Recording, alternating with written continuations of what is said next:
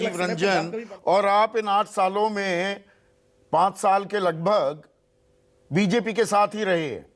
आंकड़ा ये बताया जा रहा है कि आप 8 सालों में देखिए ना, किसान की आय में वृद्धि हो रही है। वो देख रहे हैं हम कितनी वृद्धि हुई है, 27 रुपए प्रतिदिन कमा रहा है। वो मजदूरी से ज्यादा कमाता है, किसानी से कम कमा रहा है। जी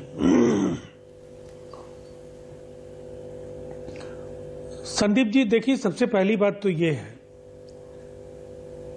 हेलो जी, मैं सुन रहा हूं आपको। हाँ संदीप जी, जिस देश की आबादी की 65% हिस्सेदारी पूरी तरह से कृषि क्षेत्र पर उसकी निर्भरता हो और देश की जीडीपी में उसका योगदान 18% के आसपास हो, तो फिर 5 ट्रिलियन की इकॉनमी का दावा, किसानों की आमदनी दोहरा करने का वायदा, मुझे लगता है इसके लिए जो ये केवल अगर चुनावी वायदों की तरह ये बनाए रखना है तो ये प्रधानमंत्री जी और उनकी पूरी सरकार की मर्जी है। लेकिन इस दिशा में जो काम होने चाहिए, आपने जो आंकड़े सामने रखे हैं उससे तो बिल्कुल ही असंभव दिखता है।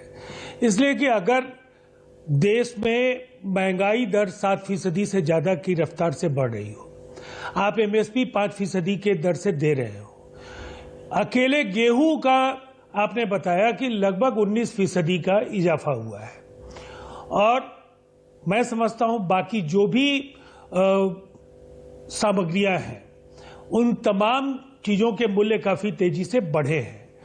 अब आपका एफसीआई का स्टॉक जो है, आप खुद आपके पिछले शोज में मैं रहा हूं, 1 या 2 शोज में उस पर चर्चा हुई है कि वो निचले स्तर पर है, इसलिए कि सरकार वो खरीदी का जो एक उन्होंने लक्ष्य रखा उससे काफी पीछे रहे हैं। वजह साफ है, आप अगर पैसे नहीं देंगे, एमएसपी नहीं देंगे, किसान आपकी बजाय खुले बाजार में जाना चाहेंगे।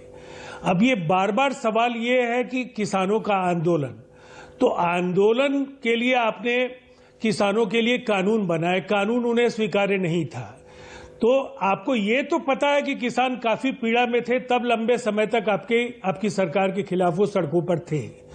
लेकिन उनकी वेदना और पीड़ा को पहचानना भी आपका काम है, और उस दिशा में अगर आप एमएसपी बढ़ाने की दिशा में आप काम करते, उन्हें सस्ते दर पर उन्हें खाद मिल सके, उन्हें रियायती दर पर बिजली मिल सके, कृषि कार्य के लिए जो बैंकों से मिलने वाले ऋण हैं उनमें आप कमी कर सके, इसलिए कि आप डीजल, आप समझ सकते हैं कि किसानों की निर्भरता बिजली और सिंचाई के लिए डीजल पर पूरी तरह से है, तो निश्चित तौर पर उसकी वजह से उनका लागत काफी बढ़ा है। तो मतलब सरकार को इन मामलों पर संवेदनशील होना चाहिए।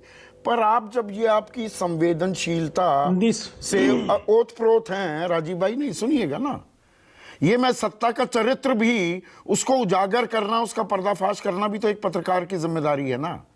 आप एमएसपी की दुहाई दे रहे हैं। बिल्कुल। बिहार राज्य में 2005 से आपकी लगातार सरकार है, वहां पर एपीएमसी व्यवस्था जिसके तहत ये एमएसपी देना सुनिश्चित होता है, वो एक माध्यम जरिया होता है, वो तो आपने हटा रखी है। बिहार में एक किसान की सालाना आय कितनी है? 42,000, सबसे कम है 3,500 रुपए सालाना हो गया ना, महीने के हिसाब से हो गया ना। आप अब यहां पर घड़ियाली आंसू बहा रहे हैं, किसानों की जी सुनी नहीं जा रही। बिहार का किसान तो ऐसा आजिज परेशान हो गया, वो सड़कों पर आना अब उसने मना कर दिया कि भैया हमारा तो हो गया, खेला खत्म है हमारा। तो नहीं, सड़कों पर देखिए, सबसे पहले एपीएमसी को लेकर के मैं आपको एक बात बता दूं, मंडियों को लेकर के राज्य सरकार ने जो फैसला लिया वो पूरी तरह से सुविचारित फैसला था। बिहार में किसान कैबिनेट बना, जिसमें मंत्रियों और राज्य सरकार के सेक्रेटरीज को उस कैबिनेट का 100 ऑफिसियो मेंबर बनाया गया। तीसरा एग्रीकल्चर रोडमैप अभी आपका जारी है। बिजली को लेकर के राज्य सरकार ने बड़े क्रांतिकारी फैसले किए। हम लोगों ने हर खेत को पानी देने का फैसला किया, जो अगले चुनावी वर्ष के पहले जो नीतीश कुमार जी के अब तक का ट्रैक रिकॉर्ड है कि अगर उन्होंने कोई वायदा किया तो उसको जमीन पर पहुंचाया।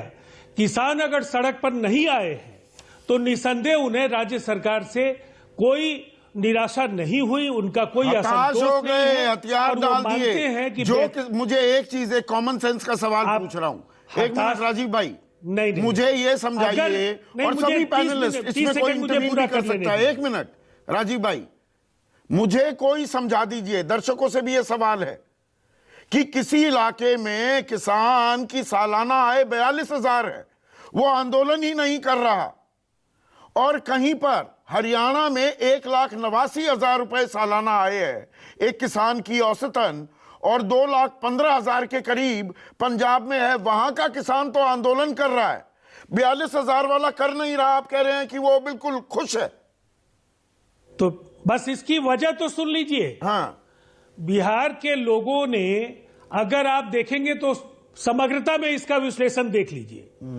प्रति व्यक्ति आय का सवाल हो या किसानों की प्रति व्यक्ति आय का सवाल हो, बिहार कई ऐसे राष्ट्रीय स्तर के जो भी मानदंड आप बनाएंगे, उन मानदंडों में बिहार अगर पीछे है तो इसकी वजह केवल ये नहीं है कि बिहार सरकार ने पिछले 15-20 वर्षों में कुछ नहीं किया।